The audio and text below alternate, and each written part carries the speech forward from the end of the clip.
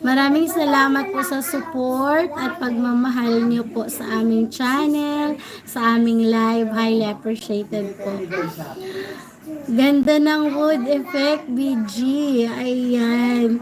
Maraming salamat po sa idea, Ate Irene's Diary. Ikaw po yung aking ano ba tawag doon?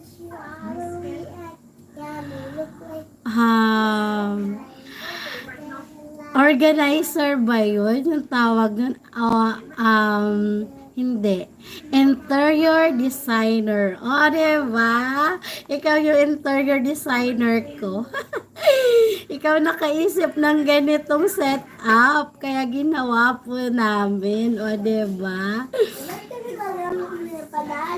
Maraming salamat po kapatid na dumagat. Highly appreciated po yung inyong support at pagmamahal. Ayun. Maraming salamat po at Smiling Face Channel sa pagpasok nyo po ng inyong iba pang account.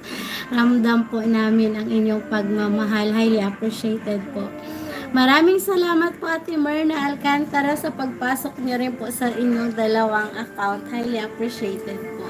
So, ang aking dalawang anak ay kanina ko pa pinapatulog pero hanggang ngayon, gising pa rin sila. So, hindi pa rin ako makapag-work. Ayun.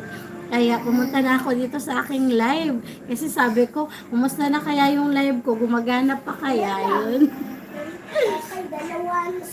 So, backread po ako para po makita natin kung sino po ang mga dumaan sa ating live. Maraming salamat po, Ma'am Ate Beth Mix Vlog, sa inyong support at pagmamahal. Maraming salamat po, Ma'am Maestra Ilocana, sa inyong support po. Highly appreciated po. Lagyan ko po kayo ng moderator badge. Ayan po.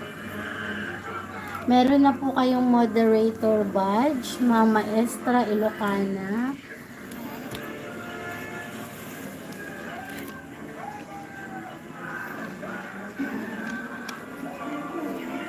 Ayan po.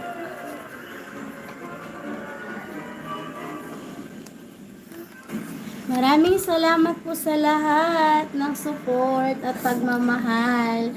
Meron na po tayong 2 hours and 14 minutes live presentation. Maraming salamat po sa aking 19 likes at 1 viewer in the house. Maraming salamat po.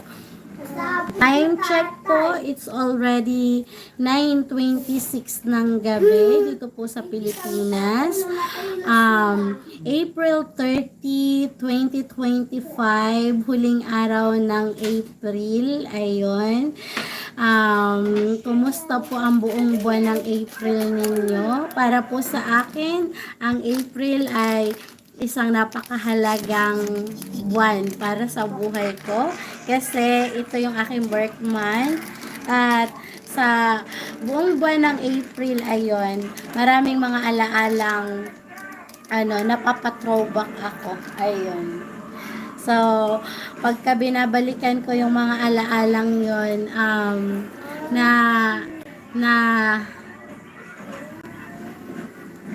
nare-realize ko na kaya ko palang lagpasan yun. Ayun, na kahit pala ang bibigat ng mga pinagdaanan kong pagsubok, nakayanan ko pala yun. Ayun.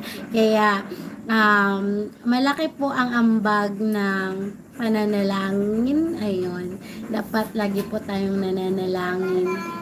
At gumawa din po tayo ng paraan para masolusyonan din po yung hinihiling din po natin. So, kung nananalangin, dapat nagawa din para po ipagkaloob po yung ating hinihingi, yung ating hinihiling.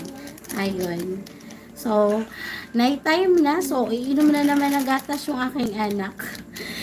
Sana antokin na siya after this at nang makatulog na para makapag work na ang nanay. Ayun, makapag online selling at bukas magkaroon tayo ng pagkakakitaan. Ayun.